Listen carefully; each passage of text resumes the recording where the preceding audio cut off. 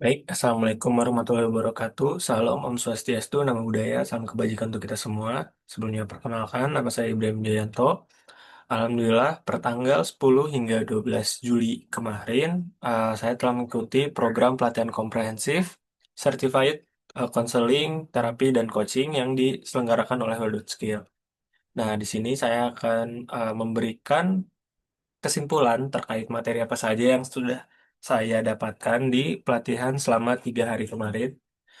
Yang pertama ada konseling. Konseling di sini adalah proses membantu individu memahami dan mengatasi masalahnya sendiri dengan pendekatan yang struktur, keterampilan, komunikasi yang baik, serta fokus pada tanggung jawab dan perubahan positif. Nah, lalu karakteristik konseling di sini itu bersifat membantu dan penuh kejujuran, serta fokus pada pertumbuhan, perubahan, dan privasi. Nah, untuk tingkatan konselor sendiri, yang pertama ada profesional. Profesional di sini meliputi konselor, psikolog, psikiater yang melalui pendidikan formal. Lalu ada para profesional yang terdiri dari dokter, pemuka agama, HR, dan lain-lain. Lalu untuk non-profesional di sini ada pelayan, customer service, lalu ada siapapun. Siapapun di sini, setiap orang memberikan konseling non-profesional, bisa teman, sahabat, dan lain-lain. Lalu ada keterampilan dasar konseling. Yang pertama ada komunikasi antar pribadi, meliputi verbal, nonverbal, dan observasi. Lalu ada intervensi. Intervensi di sini menggunakan pendekatan tertentu untuk membantu konseli. Biasanya konseli itu ada pendekatan psikoanalitik oleh Sigmund Freud, ada pendekatan humanistik oleh Carl Roger ataupun Abraham Maslow, dan ada juga CBT. Nah, selanjutnya untuk mind skill, mengelola pikiran, perasaan, dan harapan diri si konseli. Lalu untuk faktor keberhasilan dari konseling itu, yang pertama ada terstruktur, inisiatif, setting visi, kualitas klien, dan kualitas konselor. Yang biasa menjadi hambatan oleh konseling biasanya ada kebosanan, unfinished business, distansi, atau kelekatan emosional. Biasanya ketika emang ada konseli yang memiliki kelekatan emosional dengan klien ataupun dengan konselor dengan konselinya, itu hasilnya akan bias. Lalu tipe konseli di sini ada visitor, datang karena dorongan orang lain, ada complainer, menyalahkan pihak lain atas masalahnya, lalu ada customer yang siap bekerja sama mencari solusi. Nah, untuk di materi konseli ini yang disampaikan oleh Coach Irfan, itu menggunakan pendekatan konseling realita atau WDEP. Yang pertama ada one. One di sini adalah mengetahui keinginan dan kebutuhan konseli. Untuk apa dia datang ke konselor. Lalu ada doing and direction, tindakan yang sudah dilakukan dan arah ke depan.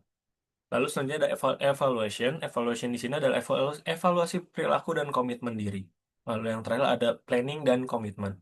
Planning dan komitmen di sini rencana konkret dan komitmen perubahan yang akan dilakukan oleh konseling.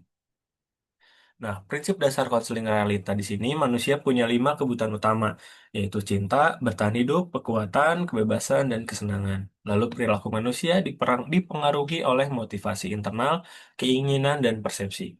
Setiap individu bertanggung jawab atas perilakunya sendiri.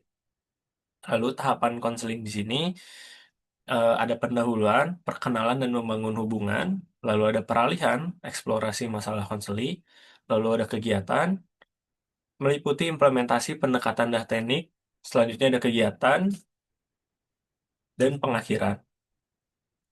Nah, itu untuk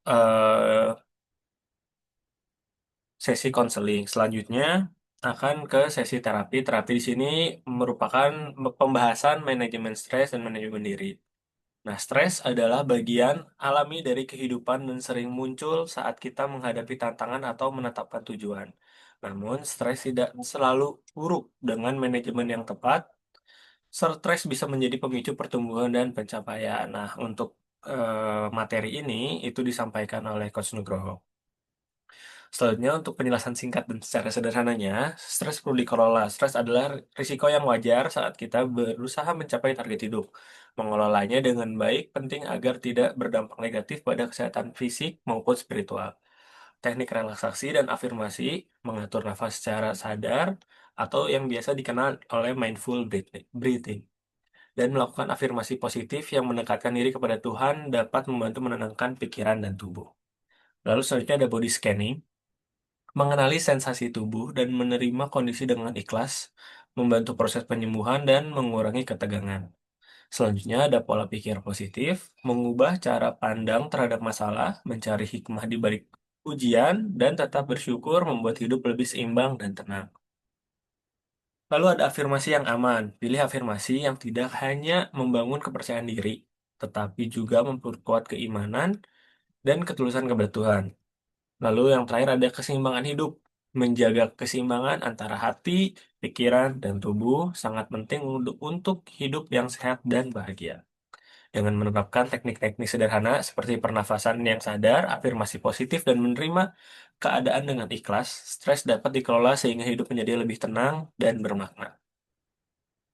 Nah, selanjutnya di sini ada kesimpulan singkat ataupun penjelasan singkat terkait materi terakhir yang disampaikan oleh Coach Abdillah tentang coaching. Coaching di sini, integrasi coaching dalam konseling dan terapi membantu seorang berpikir lebih jernih, kreatif, dan memberdayakan potensi diri untuk mencapai tujuan hidup. Coaching berfokus pada masa kini dan masa depan, bukan hanya menyelesaikan masa lalu, sehingga dapat meningkatkan kesiapan menghadapi tantangan ke depan dan mendorong pencapaian. Untuk penjelasan secara sederhananya, coaching adalah proses kemitraan kreatif antara coach dan klien untuk memaksimalkan potensi pribadi maupun secara profesional. Nah, perbedaan utama, coaching dengan konseling dan terapi terletak pada fokusnya. Konseling dan terapi lebih banyak membahas dan menetralkan emosi negatif dari masa lalu. Sedangkan untuk coaching, itu berfokus pada pencapaian tujuan di masa depan dan perubahan mindset. Nah, manfaat integrasi coaching di sini adalah memperjelas arah tujuan hidup, lalu membangkitkan kesadaran dan pemikiran kreatif, lalu mempersiapkan strategi mencapai tujuan. Nah, praktik coaching di sini menekankan etika, kerahasiaan, integritas, maupun profesionalisme. Nah, kehadiran penuh, mendengarkan secara aktif, serta penggunaan pertanyaan yang kuat untuk membantu klien menemukan solusinya sendiri. Coaching plan mencakup target, indikator, keberhasilan, kebiasaan yang ingin dikembangkan, dan strategi konkret untuk mencapai tujuan. Nah, yang terakhir ada tips untuk coaching secara efektif. Fokus pada klien, aktif mendengarkan, menyesuaikan intonasi dan bahasa tubuh, serta memberikan masukan yang membangun dan mudah dipahami.